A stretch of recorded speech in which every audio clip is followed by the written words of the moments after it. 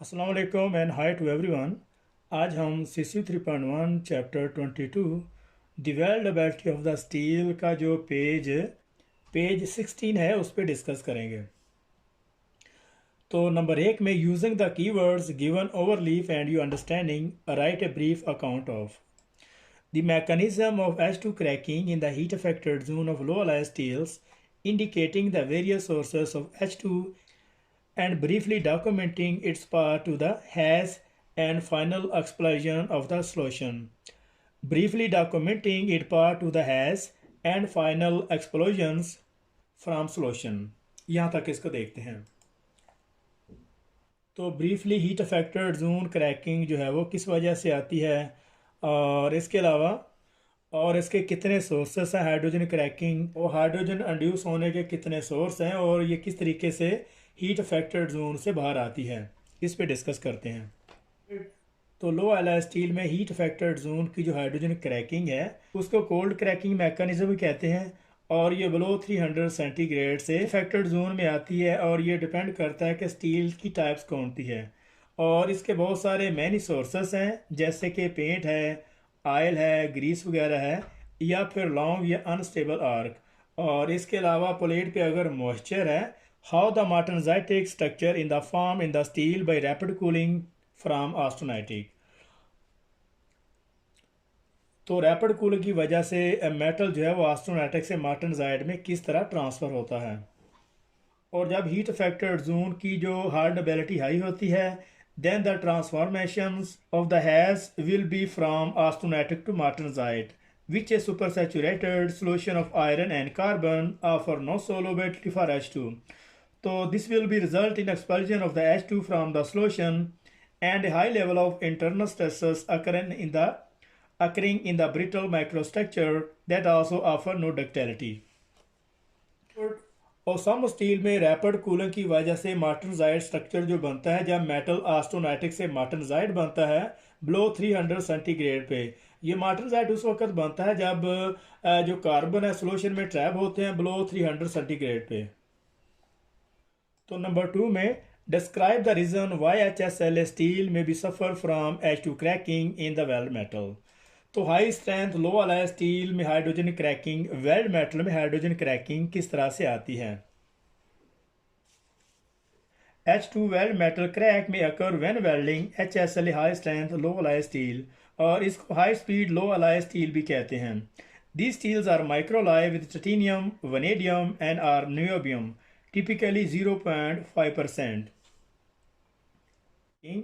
तो weld metal में hydrogen cracking HSL steel में इस वजह से आती हैं कि इसमें कार्बन कंटेंट इंक्रीज होते हैं, और इस वजह से वहाँ पे टेंसाइल स्ट्रेंथ की रिक्वायरमेंट होती है। तो कार्बन कंटेंट इंक्रीज करने से वेल्ड मेटल में हार्डनेस आती है, तो हार्डनेस की वजह से इसमें जो है वो क्रैकिंग आने के चांसेस होते हैं।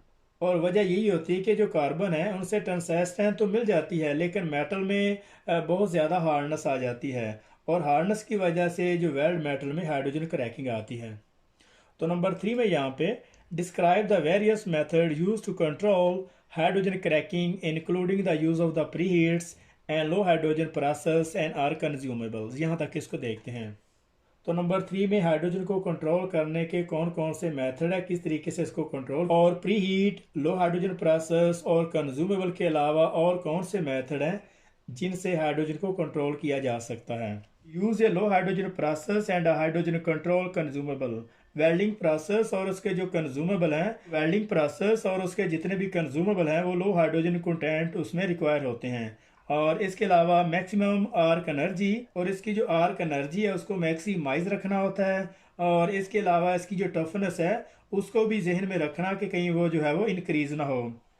और इसके अलावा use correctly treated H2 control consumable, और जो भी वेल्डिंग प्रोसेस वहाँ पे इस्तेमाल हो रहा है उनकी बैकिंग, उनको किस तरीके से उसकी जो ट्रीटमेंट है वो भी करनी है। और इसके अलावा जितने भी जो कंज्यूमेबल हैं उनकी जो प्रॉपर तरीके से ट्रीटमेंट, जैसे कि बैकिंग वगैरह, जिस किस्म के इलेक्ट्रोड हैं उनके मुताबिक उनकी जो है वो बैकिंग की जाएगी। और इसके अलावा मिनिमाइज रेस्ट्रेंट, और वेल्डिंग के दौरान जो भी उसकी जो रेस्ट्रेंट है उसको कम करना होगा ताकि जो वेल्डिंग के लिए जो स्ट्रक्चर की जो मूवमेंट है वो फ्रीली हो सके। और इसके अलावा बेस मेटल में जो पेंट है, ऑयल है और इसकी जो कोटिंग उसको अच्छे तरीके से रिमूव होना चाहिए, उसके मॉइस्चर वगैरह को, प्लेट को ड्राई होना चाहिए। और इसके अलावा जो आर्क लेंथ है, आर्क कॉलम जो उसकी जो आर्क लेंथ है वो कॉन्स्टेंटली और स्मूथ होनी चाहिए। और इसके अलावा वेल्डिंग स्टार्ट करने से पहले जो प्री हीट करना ज़रूरी है, ये चेक करना कि उसको प्रॉपर तरीके से मेटल के मुताबिक उसको प्री हीट किया है। और इसके अलावा उसका जो इंटरपास टेम्परेचर है उसको मेंटेन रखना, उसको कंट्रोल रखना और उसको मैक्सिमाइज रखना। मतलब इंटरपास टेम्परेचर को हमेशा मैक्सिमाइज रखना होता है और जो प्री हीट टेम्परेचर है उसको मिनिमाइज रखना है। ये बहुत ज़्यादा बहुत ज़्यादा इम्पोर्टेंट सीस में हर साल आने वाला ये सवाल है। तो ensure welding is carried out under control environmental coating condition. और इसके अलावा इस चीज़ को चेक करना कि जब वेल्डिंग हो रही है तो वहाँ की जो इन्वायरमेंट है, जैसे रेनी वेदर कंडीशन ना हो, विंड स्टॉर्म ना हो, उनको प्रॉपर तरीके से कवर होना चाहिए। तो नंबर 4 में यहाँ पे right a brief account of the mechanism and control method applied when avoiding, इसको देखते हैं। तो जितने भी नीचे दिए हुए जो क्रैकिंग मैकेनिज्म है उनको किस तरीके से ये सोलिडिफिकेशन क्रैकिंग है, जैसे लैमेलर टीयरिंग है, और इसके अलावा इंटर क्रिस्टलाइन कोरोजन को कंट्रोल किया जाता है। तो सबसे पहले हम नंबर ए में सोलिडिफिकेशन क्रैकिंग इन फेराइटिक स्टील और ऑस्टेनाइटिक में किस तरीके से इसको कंट्रोल करते हैं। तो सोलिडिफिकेशन क्रैकिंग को हार्ड क्रैकिंग भी कहते हैं। और माइक्रो स्ट्रक्चर के जो ग्रेन है जहाँ से अफेक्टेड हुए होते हैं वहाँ पे कोलुमनर ग्रेन की शक्ल बन जाती है और वहीं पे जो सोलिडिफिकेशन क्रैकिंग आने के चांसेस होते हैं। और ये उस वक्त आता है कि जब सल्फर और कुछ जो कंटामिनेटेड है जब बेस मेटल में रह जाती है। और इसके अलावा हाई डेप्थ विद रेशो की वजह से, और इसके अलावा जैसे कि डीप नैरो वेल्स है, और जो सल्फर कंटेंट है वो क्या करते हैं कि जब वेल्डिंग के दौरान वो जो है वो मेल्ट हो जाते हैं और केमिकली ज्वाइन हो जाते हैं। और इस वजह से जब सोलिडिफाइंग मेटल हो रहा होता है तो उसके सेंटर में, क्योंकि इसके जो मेल्टिंग पॉइंट है वो आयरन सल्फाइड से कम होते हैं, और ये सोलिडिफिकेशन के लास्ट पॉइंट पे जो है वहाँ पे क्रैकिंग आ जाती है जब बेस मेटल और वेल्ड मेटल में कॉन्ट्रैक्शनल फोर्सेस बनती हैं। और इसके अलावा लैमिलर टीयरिंग है इन स्टील में, तो इसको चेक करते हैं। तो लैमिलर टीयरिंग जो क्रैकिंग है वो आमतौर पर बेस मेटल पे आता है और ये तकरीबन सारी स्टील पे आते हैं। और ये लो थ्रो थिकनेस टेक्टाइलिटी की डायरेक्शन पे जाते हैं जहाँ पे जो माइक्रो स्ट्रक्चर है वीक हुआ होता है। और इसको किस तरीके से प्रिवेंट किया जाता है, इसके जो सल्फर फास्फोर्स हैं वो बिलो 0.05% से कम होने चाहिए। और इसकी जो लेमिनेशन और इसके जो सेग्रीगेशन बैंड हैं उसको चेक करना है, मुख्तलिफ उसके जो प्रोसेस है उसको चेक करते हुए। और इसके अलावा जो उसकी जो शार्ट ट्रांसफ़र जो डक्टिलिटी की वैल्यू है वो ग्रेटर दैन 20% होनी चाहिए। और इसके अलावा इसकी जो बटरिंग लेयर लगाई जाती है ताकि जो स्ट्रेसेस और डक्टिलिटी को अकोमोडेट कर सके। और इसके अलावा वेल्ड मेटल की जो जॉइंट की जो शेप है, और इसके अलावा जो वेल्ड मेटल है उसको रीडिज़ाइन किया जाएगा ताकि उसका कोई अल्टरनेटिव हो सके। और इसके अलावा प्री फॉर्म टी पीस को यूज़ किया जाता है। ये बनी बनाई एक डाई में बनी बनाई होती है और इसको उसी तरीके से जो एडजस्ट कर देते हैं। और इसके अलावा नंबर सी में इंटर क्रिस्टलाइन कोरोजन इन स्टेनलेस स्टील। तो इंटर क्रिस्टलाइन कोरोजन जो है वो हमेशा स्टेनलेस स्टील में आती है। ये किस वजह से आती है? और इंटर क्रिस्टलाइन कोरोजन ये स्टेनलेस स्टील में आती है और ये हमेशा हीट अफेक्टेड जोन में लॉन्गिजनल डायरेक्शन पे आती है। और ये यहाँ पे जो माइक्रो स्ट्रक्चर इसका जो ग्रेन बाउंड्री है जब वो सेंसिटाइज हो जाता है तो उस वक्त इंटर क्रिस्टलाइन कोरोजन आती है। तो इसको किस तरीके से प्रिवेंट किया जाता है? तो इसमें बेस मेटल में जो कार्बन कंटेंट है वो स्मॉलर देन 3% होने चाहिए। और इसके अलावा इसमें इस तरह के एलिमेंट ऐड किए जाते हैं जिसे हम स्टेबलाइजिंग एलिमेंट कहते हैं। ये वेल्ड मेटल में जो कार्बन के साथ जो है वो टाई अप हो जाते हैं और यही एलिमेंट क्रोमियम ऑक्साइड बना लेते हैं, तो ये मज़ीद क्रोजन को रोक देते हैं। और इसके अलावा जब क्रोमियम कार्बाइड बनती है तो उसका जो टेम्परेचर 600 सेंटीग्रेड से 850 सेंटीग्रेड के लगभग होता है। और इसके अलावा जब मेटल सेंसिटाइज हो जाता है तो उसमें इंटर क्रिस्टलाइन कोरोजन आते हैं तो इस टाइप का जो मेटल है उसको सोल्यूशन अनीलिंग की जाती है। उसका जो टेम्परेचर होता है वो ग्रेटर देन 1100 सेंटीग्रेड पे उसको जो है वो सोल्यूशन अनीलिंग की जाती है और फिर उसे रैपिडली कूल किया जाता है और जितने भी जो कार्बाइड फॉर्मेशन बनी हुई होती है वो रिटर्न हो जाती है। तो नंबर 5 में from your knowledge of the welding process and consumables, list the 4 welding process for the LCS low carbon steel in the table as for the decreasing level of arc H2 content। यहाँ तक इसको देखते हैं। तो number 1 में FCAW flux core arc welding gas shield using ए रोटाइल flux code LCS wire.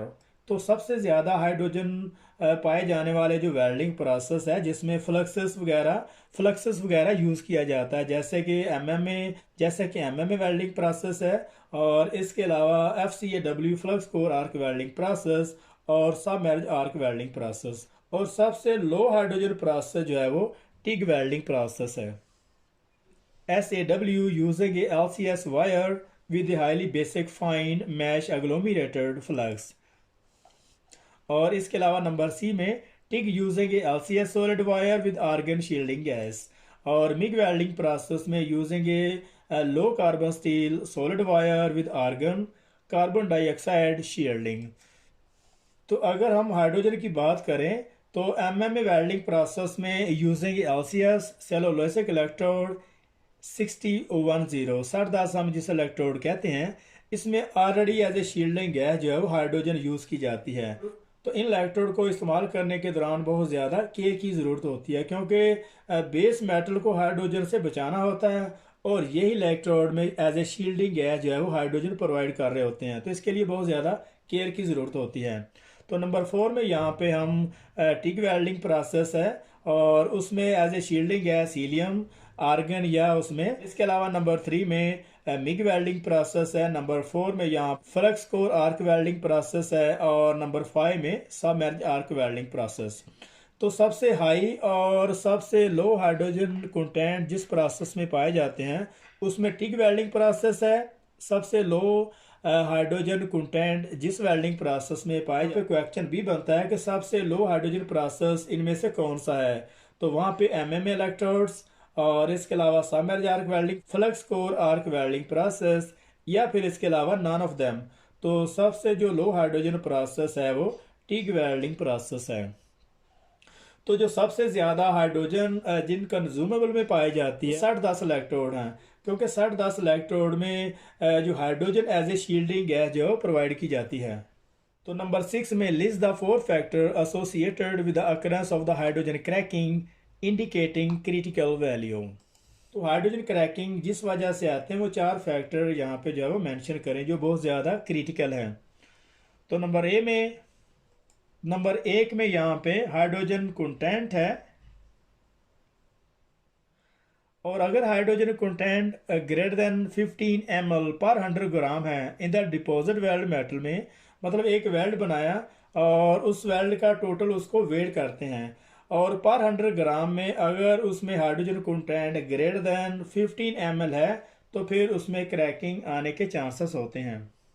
और इसके अलावा हार्डनेस है ग्रेटर देन 350 HV और अगर मैं उसमें हार्डनेस 350 HV से ज़्यादा है तब भी उसमें हार्डनेस आ जाती है। और इसके अलावा नंबर 3 में ग्रेटर देन 0.5 यील्ड स्ट्रेसेस और इसमें अगर यील्ड स्ट्रेस जैसा कि टेंसाइल स्ट्रेंथ यील्ड स्ट्रेंथ इसको जो मेजर किया जाता है इसी तरीके से इसकी जो यील्ड स्ट्रेंथ है अगर ग्रेटर देन 0.5% है तो इससे भी जो है वो क्रैकिंग आती है। और इसके अलावा नंबर D में यहाँ पे इसका जो टेम्परेचर है और इसके अलावा इसका जो टेम्परेचर स्मॉलर देन 300 सेंटीग्रेड है तो इस वजह से भी ये सारे के सारे जो फैक्टर हैं अगर सेम टाइम पे अकर होते हैं तो हाइड्रोजन क्रैकिंग आने के चांसेस 100% हो जाते हैं। और अगर इनमें से एक भी जो फैक्टर अगर जो है वो एक्टिव नहीं होता तो इससे हाइड्रोजन क्रैकिंग जो है वो बचाई जा सकती है। तो इससे हाइड्रोजन क्रैकिंग को कंट्रोल किया जा सकता है।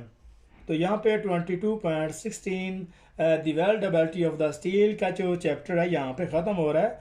तो मिलते हैं नेक्स्ट चैप्टर में, तब तक के लिए अल्लाह हाफिज़।